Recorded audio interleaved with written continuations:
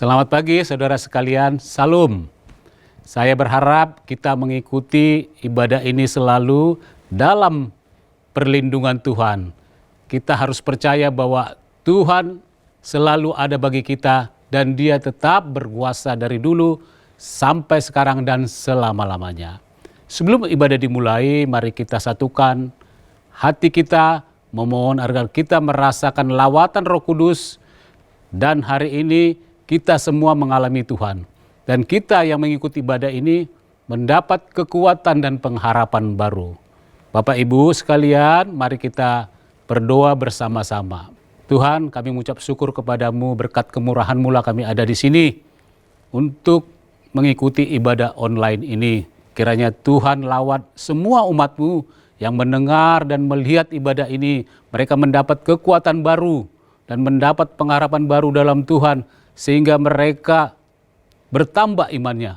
Kami juga berdoa buat para pelayan Tuhan yang bertugas, tim PW, tim media, pembicara, kiranya Kau berkati juga mereka Tuhan.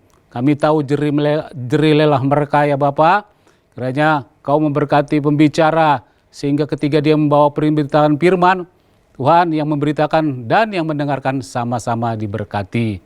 Kami juga berdoa supaya ibadah ini berjalan dengan baik. Kami berdoa buat jaringan internet, gadget dan apapun yang dipakai Tuhan. Tuhan memberkatinya selalu. Biarlah kami diberkati melalui ibadah ini, sehingga kami mendapat pengharapan dan kekuatan dari Tuhan. Dalam nama-Mu kami berdoa dan mengucap syukur. Amin. Selamat beribadah.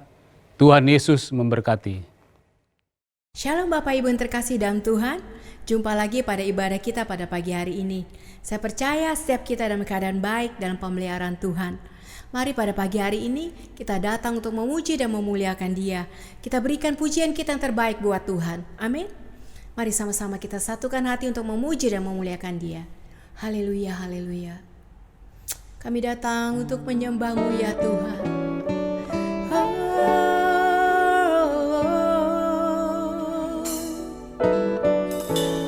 Masuk dalam hadirat-Mu Tuhan.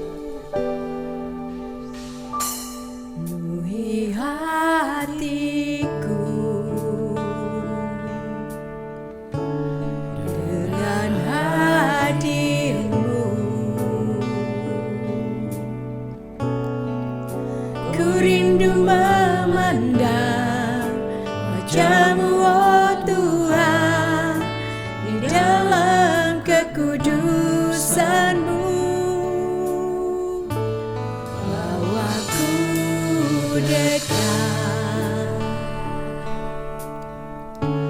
dalam hadir-Mu. Ku rindu mendengar suara-Mu oh Tuhan, di tempat kudus-Mu sekarang. Ku rasakan kasih-Mu dan indahnya kekudusan-Mu. Penuhi dengan kasih-Mu, diam di hadirat-Mu. Ku mengangkat tanganku dan ku bersyukur menyembah-Mu. Penuhi dengan kasih-Mu, diam di hadirat-Mu. Dengan segenap hati kita mengangkat pujian ini, katakan, penuhi kami Tuhan dengan hadirat-Mu. Penuhi hatiku dengan hadir-Mu, dengan hadir-Mu. Kami rindu Tuhan, ku rindu memandang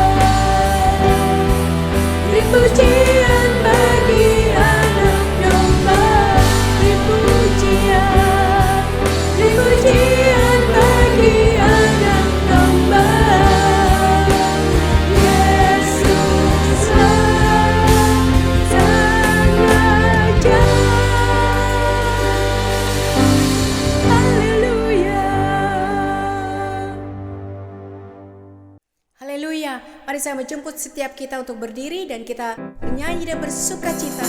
Sebab Yesus sumber sukacita kita. Amin. Amin. Haleluya. Oh sumber sukacita kami Tuhan.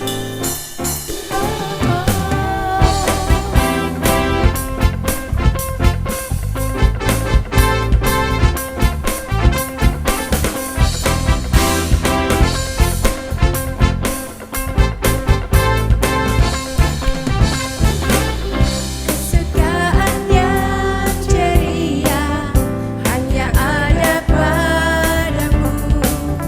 Kali kalam yang setia, pohon suka yang teduh. Kesukaan yang ceria hanya ada padamu. Kali kalam yang setia, pohon suka yang teduh. Sama-sama. Lalu meneguhkan hati, mengerjakan awan yang mencari mendapati dalam lindungan tetap. Haleluya. Bersukacita bahkan dunia bersukacita karena Engkau Yesus.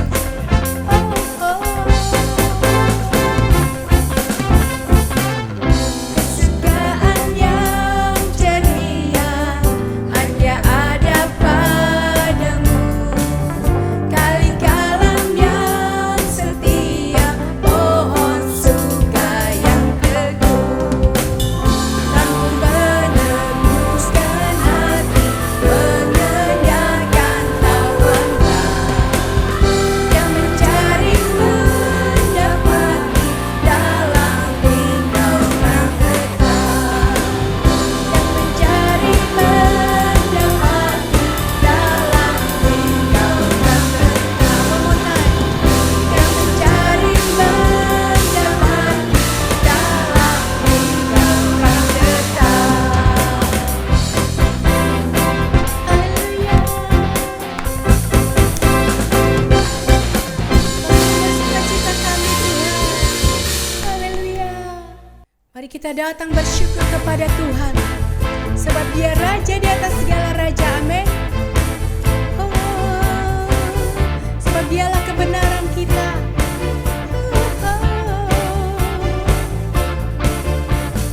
Haleluya.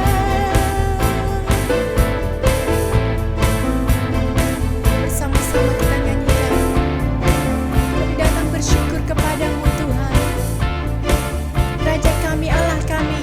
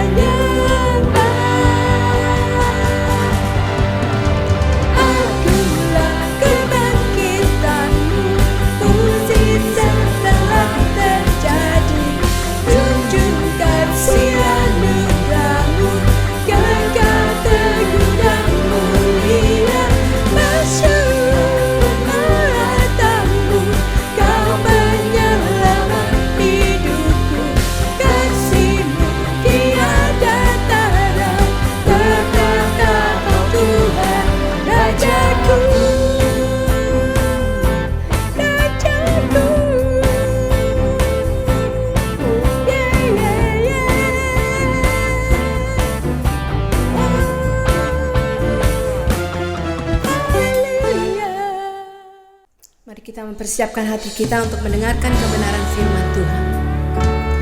Kami memerlukan Engkau Tuhan setiap jam dalam hidup kami Bapa. Kami perlu Engkau setiap jam Tuhan. Bersama-sama kita mau katakan dengan segenap hati pada pagi hari ini. Kita perlu Tuhan, kami perlu Engkau Tuhan.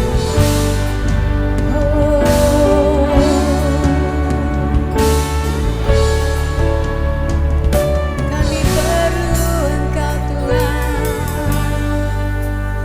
Ya Tuhan, tiap jam ku memerlukan-Mu. Engkaulah yang memberi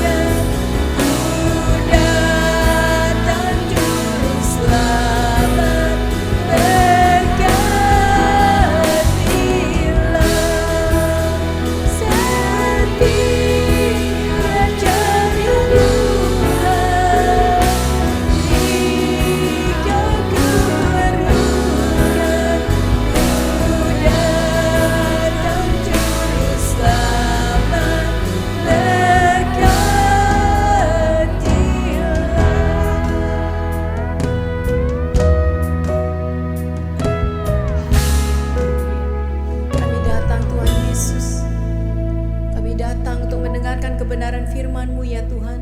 Berbicaralah melalui hamba-Mu ya Tuhan. Kiranya firman-Mu Tuhan disampaikan adalah dari isi hati-Mu Bapa. Kami bersuka cita, kami sambut firman-Mu dalam nama Tuhan Yesus. Haleluya. Amin. Shalom. Apa kabar semuanya? Terima kasih untuk satu kesempatan indah. Secara khusus saya bisa menyampaikan firman Tuhan pada hari ini. Tadi pagi saya sudah menyampaikan firman Tuhan. Temanya yang diberikan kepada saya memang kasih dan pengampunan. Senang sekali dengan tema ini, saudara. Tema ini sifatnya sangat praktis banget, praktikal. Tetapi memang sangat sulit untuk dapat memahami tema ini dengan benar. Hanya kita mau berbicara tentang kasih dan pengampunan, saudara. Nah, tadi memang saya sudah izin sama gembala saudara. Saya datang ke sini sudah di swab antigen dulu. Hasilnya harus non-reaktif. Tadi saya bilang saya bisa nggak lepas masker pakai face shield saja? Boleh. Jadi supaya saudara bisa lihat muka saya kan. Saya tidak perlu lihat muka saudara. Walaupun saudara nanti mukanya seperti apa saya tidak tahu lagi. Jadi kadang-kadang saya dalam masa pandemi ini ya kita belajar dari banyak faktor lah saudara. Oke, mau to the point aja karena waktu kita terbatas. Nah bicara tentang kasih dan pengampunan itu harus berjalan secara simultan atau bersama-sama. Tidak mungkin orang bisa mengampuni tanpa ada kasih. Dan tidak mungkin juga orang punya kasih tidak mampu untuk mengampuni. Kalau engkau punya kasih tapi tidak mengampuni itu berarti kasihmu bohong. Imitasi, kamuflase, teoritis, hanya semboyan, hanya slogan saja. Tapi kalau saudara bilang mengampuni tapi tidak punya kasih, dari mana ceritanya? Maka dasarnya tidak kuat. Di mana ada kasih, pasti ada pengampunan. Itu penting sekali dasarnya. Maka jelas di dalam Roma 5 itu jelas sekali saudara. Paulus menulis kepada jemaat di Roma, dia bilang apa? Yesus mengasihi engkau itu ketika engkau berdosa. Jadi bukan waktu engkau mengaku dosa saja Yesus mengasihi engkau. Waktu kamu berdosa pun dia mengasihi engkau. Maka ya disebut dia mau datang ke dalam dunia. Nanti kita mau rayakan tuh Jumat Agung Paskah. Dasarnya adalah dasar itu, unconditional love, mengasihi itu tanpa syarat. Nah karena ada kasihnya maka harus ada tindakan. Tindakannya apa? Serahkan anak yang tunggal. Tujuannya apa? Klimaks mati di atas kayu salib.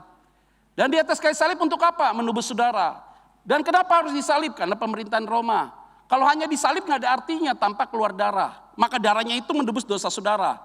Sebelum Yesus datang sudah ada darah yang tertumpah. Lewat apa? Korban penghapus dosa. Sudah ada cerita-cerita itu. Dasarnya kasih. Nah kalau bicara tentang kasih dan pengampunan maka dasarnya dalam sebuah pelayanan. Itu dia. Ini kita bicara tentang kasih dan pengampunan ada di situ. Di dalam Lukas pasal yang ke-7 juga jelas saudara. Kalau seandainya saudara itu diampuninya sedikit, maka kelihatan juga dalam mengasihi kamu bagaimana. Maka kalau orang itu mengasihinya itu tidak full, maka begitulah dia. Maka kita bilang apa? Kalau engkau tidak mengampuni saudaramu, Bapamu di surga juga tidak akan ampuni kamu. Petrus bertanya, berapa kali kami harus mengampuni orang itu? 1 kali kah 2 kali? Enggak, 70 kali 7 kali. Tanpa syarat. Jadi bicara tentang pengampunan itu luas sekali. Nah tadi pagi saya berbicara kepada satu figur yaitu Yusuf. Nah Yusuf itu sudah menikmati kasih dan pengampunan dari Tuhan sehingga dia bisa lewati tahapan-tahapan sampai dengan akhirnya dia memberikan contoh teladan bagi saudara dan saya di dalam Kejadian 45. Tadi pagi saya khotbah itu. Nanti sorenya saya akan khotbah yang sama di tadi pagi. Nah hari ini kita mau berbicara tentang satu tokoh di dalam sebuah perumpamaan. Contoh orang yang belum pernah menerima kasih dan pengampunan itu seperti apa. Kalau tadi orang sudah menerima kasih dan pengampunan itu tadi pagi dikasih tahu tahapan-tahapannya. Nah yang sekarang ini orang yang belum pernah menerima kasih dan pengampunan itu seperti apa. Terus bagaimana ketika dia menerima kasih dan pengampunan dari Tuhan. Terus kemudian setelah itu dia bagaimana? Nah itu yang akan kita tracking, kita akan bahas dan kita akan renungkan. Ada satu perumpamaan yang Yesus katakan kepada mereka tentang perumpamaan anak yang hilang. Ingat baik-baik ya. Perumpamaan itu is not real. Perumpamaan itu adalah sebuah contoh untuk mempertegas sebuah kebenaran. Itu perumpamaan. Jadi setiap perumpamaan itu diberikan untuk sebagai contoh mempertegas tentang kebenaran itu sendiri. Tapi dalam perumpamaan ini ada nilai makna yang bisa kita ambil, bisa kita serap dan kita bisa lakukan dalam kehidupan kita masing-masing. Yuk kita buka Alkitab kita Lukas pasal yang ke-15. Lukas pasal yang ke-15 saudara ayat 11 sampai 23. Di ayat 11 sampai 13 kita akan baca, itu poin pertama. Kita akan baca yuk bersama-sama. 1, 2, 3, ya. Yesus berkata lagi, ada seorang mempunyai 2 anak laki-laki. Kata yang bungsu kepada ayahnya, Bapa, berikanlah kepadaku bagian harta milik kita yang menjadi apa? Yang menjadi apa? Hakku. Lalu ayahnya membagi-bagikannya harta kekayaannya itu di antara mereka. Ayat 13, 1, 2, 3 ya. Beberapa hari kemudian anak bungsu itu menjual seluruh bagiannya itu lalu pergi ke negeri yang jauh. Di sana ia memboroskan harta miliknya itu dengan apa? Ini dia nih. Ini orang yang belum mengalami kasih dan pengampunan modelnya begini. Saya tadi lihat ya masuk banyak anak muda nih. Seumuran saya kelihatannya 25 tahun semua nih. Perumpamaan ini menjadi satu gambaran bagi kita semua. Sopankah dia minta warisan ketika orang tuanya masih hidup? Perumpamaan ini ngajarin kita. Jangan sekali-kali minta warisan ketika orang tuamu masih hidup. Itu berarti secara tidak langsung kamu sedang mengutuki orang tuamu untuk mati. It's not good. Apakah orang demikian punya kasih? Tidak mungkin punya. Apakah orang demikian bisa dikatakan dia sudah mengalami pengampunan? Sudah pasti tidak. Kenapa? Materialistis otaknya. Orang yang belum penerima kasih dan pengampunan daripada Tuhan, tidak lagi peduli dengan keadaan apapun. Wah, ini bahaya sekali, saudara. Kita masalah warisan bisa ribut, saudara. Kakak beradik bisa bunuh-bunuhan masalah warisan, tuntut-menuntut di pengadilan. Itu berarti kakak dan adik itu belum pernah merasakan kasih Tuhan. Kalau orang belum pernah merasakan kasih Tuhan, aduh saudara, masalah dunia bisa ribut punya dia. Pelayanan pun bisa ribut. Kakak adik bisa ribut masalah pelayanan. Itu berarti pelayanan tidak dibangun berdasarkan kasih. Repot. Ya, saya bersyukur papa mama punya anak 5 orang laki-laki. Kita gak pernah ribut masalah warisan sampai hari ini. Gak pernah mau ribut itu. Anak 5 laki-laki. Kakak saya dapat. Gak usah ribut. Gak usah diributin. Kalau kita udah dikit-dikit ribut orang tua masih hidup. Pantang untuk bicara warisan. Kalau kita mikirin ini mama ada di sini, proyek ada di sini gudang ada di sini, usaha ada di sini, saya mau dapat ini. Yuk pikir begitu. Kamu belum merasakan kasih Tuhan. Kalau engkau pernah merasakan kasih Tuhan, engkau tidak berpikir licik dalam bentuk apapun. Dalam seperti keadaan begini, tidak boleh menghalalkan segala cara. Pandemi boleh terjadi, saya kasih tahu, yang susah bukan hanya saudara, semua kita sedang susah. Kalau saudara yang susah sendiri, yang lain senang, itu baru rame. Ini kita susahnya, satu dunia susah, nikmati aja bos. Nah, kayak kita bilang begini nih, hamba Tuhan susah, iya. Semua susah, iya. Tapi tetap bersyukur pada Tuhan. Yang penting tidak malu-maluin. Apakah Tuhan membiarkan kita kekurangan? Toh tidak kan. Di masa pandemi begini, biar 1 tahun seperti ini, kita tahu pemeliharaan Tuhan tetap baik sampai hari ini. Sampai hari ini Tuhan tetap pelihara kita. Saya mau tanya, apakah saudara hari ini kelaparan? Toh tidak kan. Karena Bapamu di surga tahu apa yang engkau butuhkan. Titik. Amin. Saya bilang sama Tuhan kok. Di dalam masa pandemi begini. Tadi pagi saya cerita. Saya gak punya gereja, gak punya jemaat. Doa saya apa sama istri saya waktu di masa pandemi awal.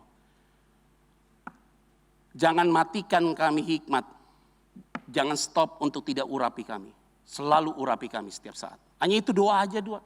Nggak pernah kita minta Tuhan turunkan berkat. Nggak pernah ngomong begitu. Di masa pandemi ini malah kita berbuat sesuatu untuk pelayanan dan segala macam. Apakah kita berhentikan bantuan kita kepada banyak orang yang selama ini kita dukung sebelum masa pandemi? Tidak. Tetap diberikan. Semua berikan. Unik-unik saudara. Sampai dengan akhir tahun 2020, itu berarti masa pandemi sudah melewati Maret yang ini nih, sekarang ini udah 1 tahun. Di catatan handphone saya itu berkat yang saya dapat sebelum pandemi sama sesudah pandemi.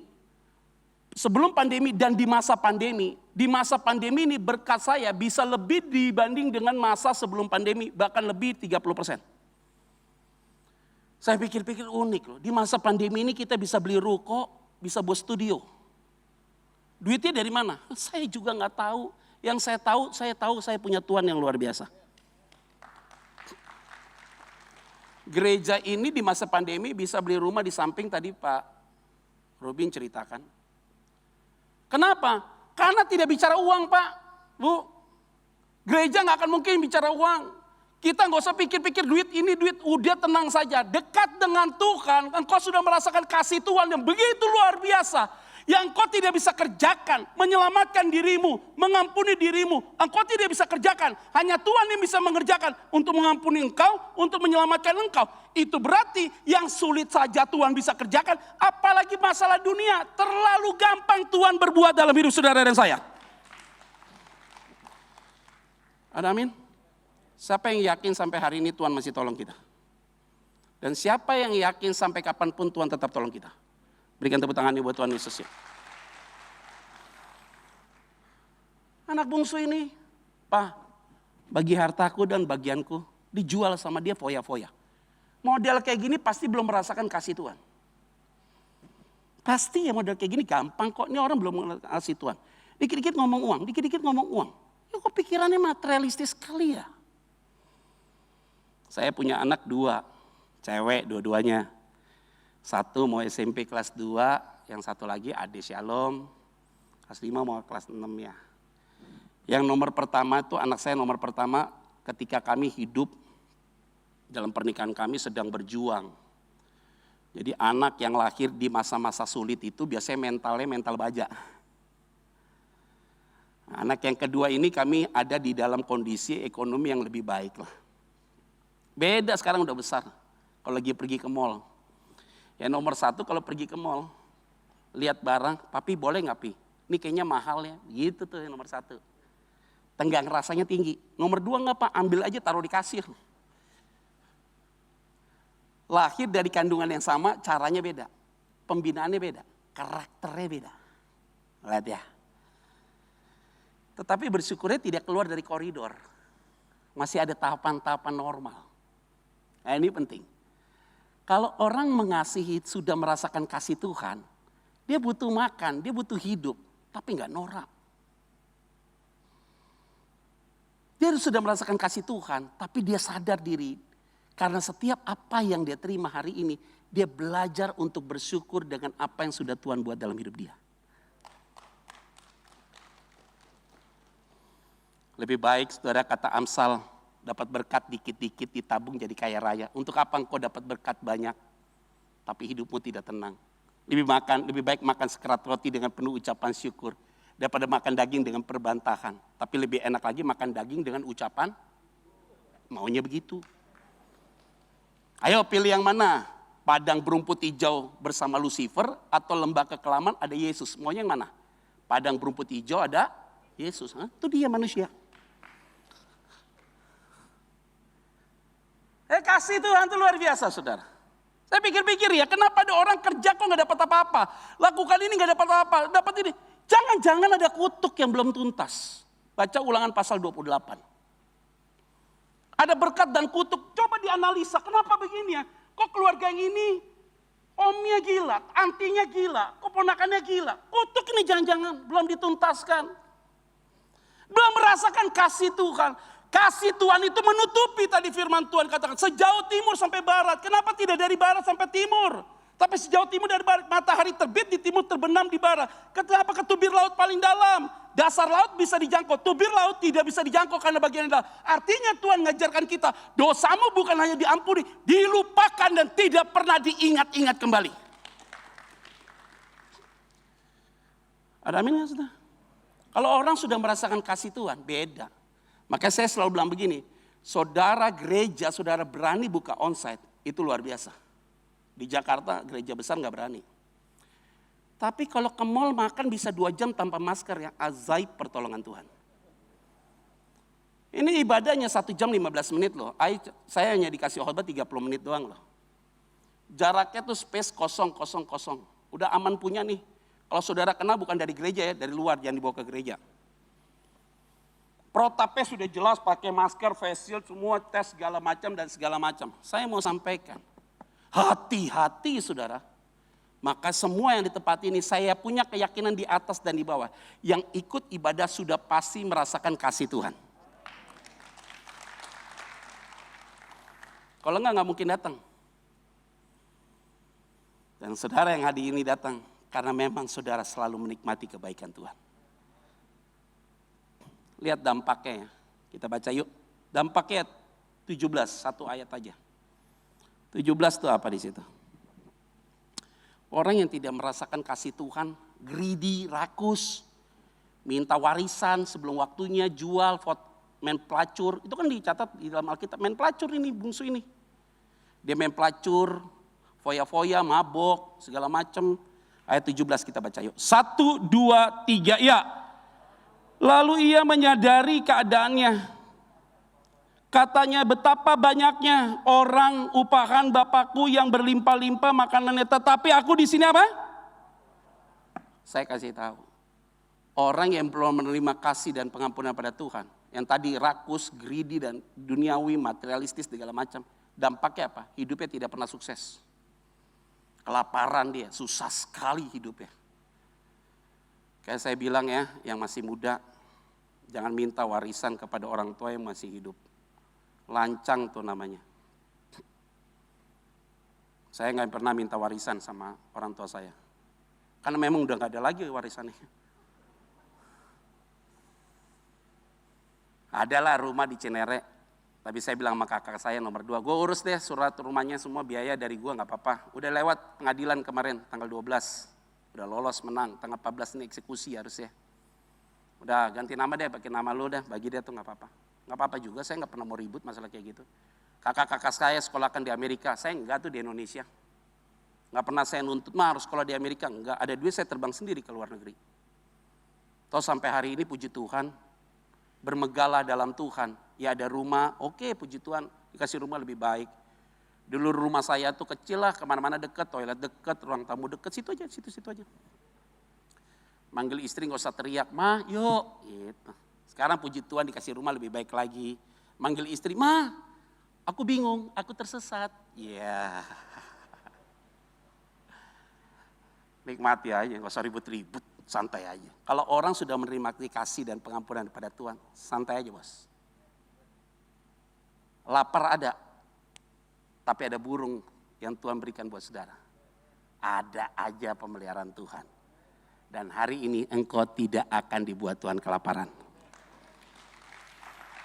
Coba cek yuk, coba cek. Kalau hidupmu susah terus, kerjaan gagal-gagal terus, yuk cek deh. Ada sesuatu yang belum beres sama kamu. Pontang-panting, pacaran, putus. Pas saya diputus semua. Coba yuk cek, ada masalah. Udah Mbak pesen mau menikah gak jadi, coba cerai. Cek ada masalah apa kamu. Dalam rumah tangga masalah kok gak pernah selesai, coba cek ada masalah. Pak tapi saya diberkati gereja, tunggu dulu ya, diberkati di gereja belum tentu kehendak Tuhan. Tuhan izinkan iya, atas pengetahuan Tuhan iya. Kehendak Tuhan itu bicaranya beda, personal banget. Karena kalau kehendak Tuhan dalam pernikahan sudah mengalami kebaikan Tuhan, saya kasih tahu ada masalah selalu ada jalan keluar. Tidak mungkin tidak ada jalan keluar. Setiap keluarga ada pergumulan, tapi ujungnya selalu ada jalan keluar. Kelaparan dia, susah dia, dampaknya fatal. Orang yang belum pernah mengalami kebaikan Tuhan, kasih dan pengampunan, sekali kena masalah fatal, habis dia. Yuk kita lihat yuk, apa yang dilakukan oleh anak bungsu ini dalam perumpamaan ini. 18, 19 kita akan baca yuk. 1, 2, 3, ya. Aku akan bangkit dan pergi kepada Bapakku, kata dia. Dan berkata kepadanya, "Bapa, aku telah berdosa terhadap sorga dan terhadap apa? Bapa. Ayat 19, aku tidak layak lagi disebutkan anak Bapa. Jadikanlah aku sebagai salah seorang upahan apa? Ini dia nih. Tadi di ayat selanjutnya di poin pertama, kedua, belum ketahuan kalau dia pernah merasakan kasih dan pengampunan. Tapi kalau orang itu sudah merasakan kasih dan pengampunan, muncullah tadi ayat yang kita baca. Aku sudah berdosa terhadap sorga. Tidak mungkin orang bisa mengaku kalau dia berdosa terhadap surga dan kepada Bapa kalau bukan karena karya Roh Kudus dalam hati dia. Setiap pengakuan itu tidak bisa pakai logika dia. Maka irresistible grace, Roh Kudus masuk dalam hati dia, menghancurkan dia. Hingga dia yang keras dihancurkan oleh pekerjaan Roh Kudus. Bukan karena pemberitaan dari yang disampaikan oleh pendeta. Karena kalau pendeta tidak menyampaikan firman itu tidak punya kuasa. Karena ada firman itu, Roh Kudus jamah dia. Jadi ingat baik-baik, pemahaman kita adalah engkau tidak bisa bertobat tanpa Roh Kudus yang menjamah engkau. Karena Roh Kudus yang menghancurkan engkau sehingga engkau mengaku ya Aba ya Bapa. Tadinya engkau punya roh perbudakan sehingga diampuni oleh Tuhan, berubah menjadi roh yang memerdekakan engkau sehingga engkau bisa berkata dia adalah Bapa. Sehingga hari ini engkau hadir di tempat ini, engkau bisa menikmati kebaikan Tuhan karena Roh Kudus telah menjamah saudara. Ada amin? Aku telah berdosa kepada Bapa. Singkat banget dia ngomong. Lebih baik aku kerja sebagai seorang upahan. Dia merendahkan hatinya. Ini orang sombongnya minta ampun. Tapi bisa berkata gini, kalau tidak dijamah oleh Tuhan tidak mungkin. Apa artinya? Jangan paksa orang keras kepala bertobat. Jangan. Tugas kita berdoa buat dia. Biar nanti Tuhan yang urus dia. Kalau Tuhan urus dia, saya kasih tahu, engkau akan terkejut. Karena kenapa? Tuhan akan merubah segala sesuatu untuk mendatangkan kebaikan. Saya baru pulang dari Bali, berapa hari yang lalu, nggak nanya ya, saya kasih tahu. Ada urusan di sana. Ketemu sama teman saya, dia sekolah di Amerika. Sama kakak saya waktu itu sekolah di Amerika. Jadi kita makan di salah satu restoran Korea yang ada di dekat Kutes itu kita makan berdua. Bertiga sama kakak saya. Kakak kandung saya nomor 2. Ngobrol. Dia orang Kristen nih. Usaha lagi hancur. Punya properti di Bali. Gak bisa kejual. Biasanya pegang uang MM-an itu gampang. Sekarang uangnya habis. Properti banyak. Gak bisa kejual karena gak ada pembeli. Bali mati. Dia dengar cerita saya, Pet, lu yakin lu dipanggil Tuhan sebagai pendeta? Ya yakin, gue udah 25 tahun aku melayani Tuhan. Terus bagaimana cara lu hidup? Tuhan pelihara gue, ada providensial Allah. Bagaimana cara Tuhan pelihara saya? Saya cerita lu satu-satu. Satu-satu saya ceritakan, puzzle itu saya ceritakan. Waktu saya cerita itu dia lagi makan daging nih saudara. Sumpitnya langsung jatuh saudara. Nangis dia. Bayangin, ini orang paling sombong saudara. Dia selalu berpikir uang itu di sini. Kerja keras dapat di sini uang itu. Di masa pandemi ini hancur semua. Dia dengar kesaksian saya bagaimana Tuhan pelihara hidup saya dalam kondisi apapun juga dari awal sampai akhir. Bagaimana Tuhan tolong. Dia nangis sampai begini. No, gua gak percaya. Kamu gak percaya? Iya.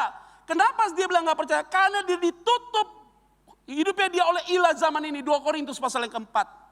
Maka engkau susah untuk berbicara kepada mereka seperti mutiara yang dilempar ke mulut babi. Tapi saya tidak pernah berhenti untuk memberikan sebuah testimoni kepada orang ini.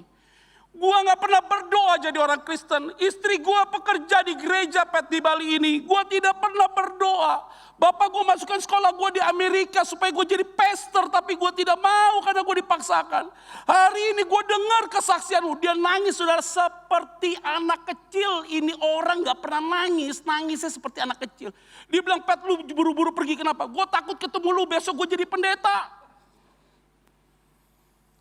Dia tidak akan bisa begitu saudara. Kalau bukan Roh Kudus yang jamah dia. Selesai makan, saya bilang udah lu gak usah bayar. Lu lagi susah, biar gue yang bayar. Kalau lu kaya, lu traktir gue. Keluar masuk ke mobil, kakak saya WA saya. Masih ada tuh WA-nya. Bro, lu buat nangis anak orang. Tidak. Tuhan sedang jamah dia. Maka kalau ada orang yang bicara, aku berdosa terhadap sorga dan kepada Bapa, aku mau seperti orang. Tidak mungkin orang ini bisa melakukan ini tanpa pekerjaan Roh Kudus. Ini yang disebut dengan kasih dan pengampunan itu terjadi buat orang ini. Maka semua yang hadir di tempat ini, kalau engkau belum sampai dengan satu titik engkau mengaku di hadapan Tuhan, engkau belum pernah merasakan anugerah dari Tuhan. Tapi ketika engkau sudah merasakan anugerah pada Tuhan, tidak perlu engkau dipaksa untuk mendeklar siapa saudara. Tapi ketika engkau berani mendeklar karena engkau sudah merasakan anugerah daripada only by His grace hari ini kita hidup oleh karena anugerah Tuhan. Ada amin? Saya tanya jujur, siapa di sini yang sudah merasakan anugerah Tuhan? Udah cocok kalau begitu Yesus datang ke tempat ini. Siapa yang yakin dan siap kalau Yesus datang hari ini? Yang yakin, siap. Yesus datang hari ini siap ya? Siapa yang siap juga berangkat hari ini? Coba angkat tangan. Yakin Yesus datang? Iya. Siap? Siap. Mau berangkat? Kagak, lu aja duluan. Ya kita lihat ya.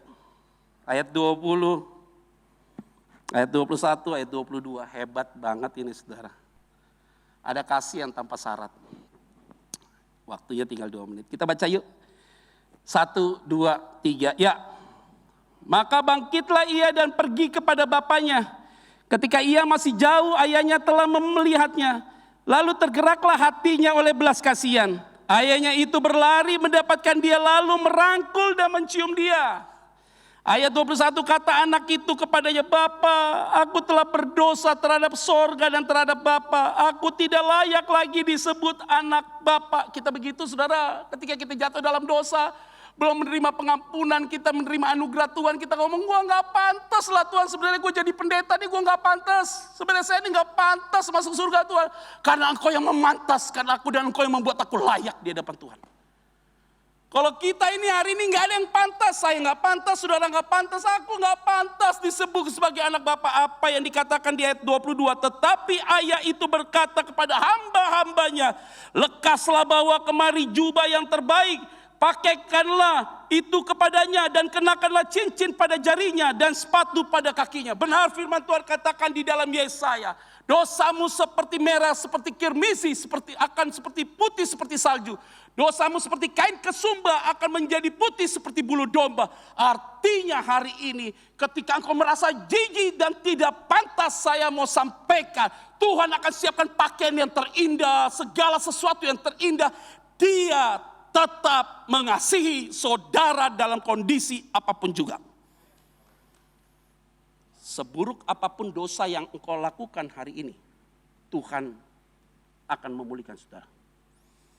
Jikalau engkau mengaku dosamu, dia adalah setia dan adil dalam 1 Yohanes pasal yang ke-1 ayat 8 dan 9. Maka semua yang hadir dalam ruangan ini, dosa yang tidak dapat diampuni adalah dosa yang tidak pernah diakui. Pak, menghujat Roh Kudus karena Roh Kudus berfungsi untuk mengampuni dosamu. Tapi kamu reject terhadap pekerjaan Roh Kudus, maka engkau gak mungkin diampuni. Tapi dosa yang tidak dapat diampuni adalah dosa yang tidak pernah diakui. Tidak ada satu orang pun di tempat ini yang dirinya merasa diri lebih benar. Saudara tidak lebih benar dari saya juga tidak lebih benar dari saudara. Maka kita berdiri di hadapan Tuhan sama, berlutut bersama-sama, minta ampun pada Tuhan. Jangan seperti orang fasik, ketika ada orang berdosa, aku yang salah. Orang fasik bilang, aku tidak bersalah, dia lebih salah. Maka Yesus berkatakan, doa orang ini yang aku dengar, sedangkan dia tidak. Maka hari ini kita seperti orang berdosa yang bodoh dan tolol itu yang lemah. Dan kita katakan, Bapa, aku datang kepadamu untuk aku dipulihkan. Sehingga hari ini Tuhan akan membalut segala dosamu dan melepaskannya. Sehingga engkau tidak ada lagi kuk perhambaan. Tapi yang ada kuk yang selalu diberikan oleh Tuhan adalah sesuatu roh yang memerdekakan saudara. Yang setuju katakan, berikan tepuk tangan buat Tuhan Yesus. Ayat terakhir yaitu di ayat 23 dan 24 kita akan baca. 1, 2, 3, ya. Dan ambillah anak lembu tambun itu, sembelilah dia dan marilah kita makan dan bersuka cita. Hebat ya. Jadi benar satu orang bertobat, malaikat Tuhan bersuka cita. Ayat yang berikutnya 24 terakhir. 1, 2, 3, ya. Sebab anakku ini telah mati secara spiritual dan menjadi apa? Hidup kembali secara spiritual. Ia telah hilang dan didapat kembali. Maka mulailah mereka apa? Punya anak 4. Anak pertama bertobat, anak kedua bertobat, anak ketiga udah bertobat, 4 belum. Yang keempat akan diperhatikan. Karena ketika anak keempat ini diperhatikan, dia menerima kebaikan Tuhan, maka yang 3 ini juga tetap bersuka cita. Maka hari ini Tuhan sudah memberikan anugerahnya buat saudara. Saudara telah diampuni dan saudara sudah menikmati kebaikan Tuhan. Jangan simpan sakit hati benci kepada siapapun. Karena engkau kalau masih menyimpan itu, belum ada kasih Tuhan. Tapi kalau ada kasih Tuhan, engkau tidak akan menyimpan itu semua.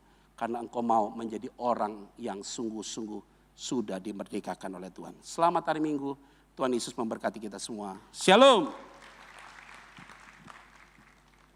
Puji Tuhan Bapak Ibu, kita sudah selesai beribadah dan hari ini kita mendengarkan kebenaran firman Tuhan tentang kasih dan pengampunan. Kita bersyukur buat anugerah Tuhan. Terima kasih buat Bapak Pendeta Petra Fangindae. Kita berdoa supaya Bapak dan pelayanan terus diberkati oleh Tuhan. Bapak Ibu jangan lupa untuk memberikan persembahan baik lewat barcode maupun m-banking dan Bapak Ibu bisa men-scan barcode yang telah disiapkan. Saya percaya bahwa apa yang kita beri dapat memperluas kerajaan Allah di muka bumi. Mari kita berdoa dan mengucap syukur dan mengakhiri ibadah kita hari ini. Bapa kami berterima kasih karena Tuhan sudah hadir melawat kami.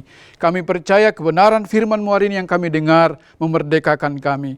Bahkan memberikan kami kekuatan, kemampuan untuk hidup dalam kasih dan pengampunan.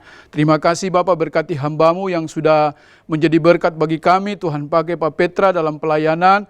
Bahkan dimanapun hamba-Mu berada, banyak jiwa dimenangkan untuk hormat dan kemuliaan nama Tuhan. Terima kasih Bapa, berkati kami semuanya, seluruh sidang jemaat-Mu yang sudah beribadah, walaupun masih dari rumah, tapi kami percaya di rumah juga Tuhan hadir dan memberkati kami. Terima kasih buat kebaikan-Mu dalam kehidupan kami.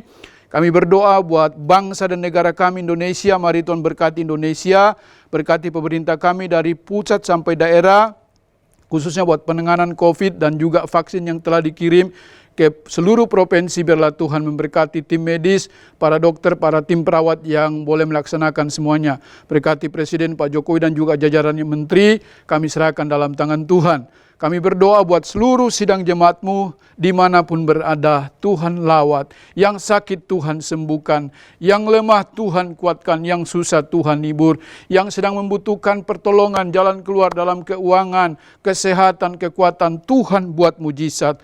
Pada akhirnya kami naikkan doa syafaat buat para pemimpin rohani kami.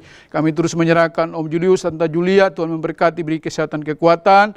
Pak Rubin, Nadi, Bu Lena dan keluarga besar, juga Pak Suito dan Bu Eti dan seluruh sidang jemaat-Mu, para pengurus pelayan Tuhan diberkati. Terima kasih Bapa, ini doa dan pengharapan kami, dalam nama Yesus kami berdoa. Ibu Bapa, sidang jemaat mari angkat kedua tangan-Mu, siapkan hati dan terimalah berkat dari Tuhan. Tuhan memberkati rumah tangga-Mu, Tuhan memberkati pekerjaan-Mu, Tuhan memberkati kesehatan-Mu, Tuhan memberkati keuangan-Mu, dan Tuhan memberkati pertumbuhan rohani-Mu. Sekarang, terimalah berkat daripada Allah Bapa, cinta kasih dalam Tuhan Yesus Kristus, dan melalui persekutuan yang indah dalam kuat kuasa Roh Kudus, tinggal tetap menyertai kita mulai hari ini sampai Maranatha, Yesus Kristus datang pada kali yang kedua. Yang percaya dan sudah diberkati Tuhan, mari katakan bersama, amin. Shalom, Tuhan memberkati kita.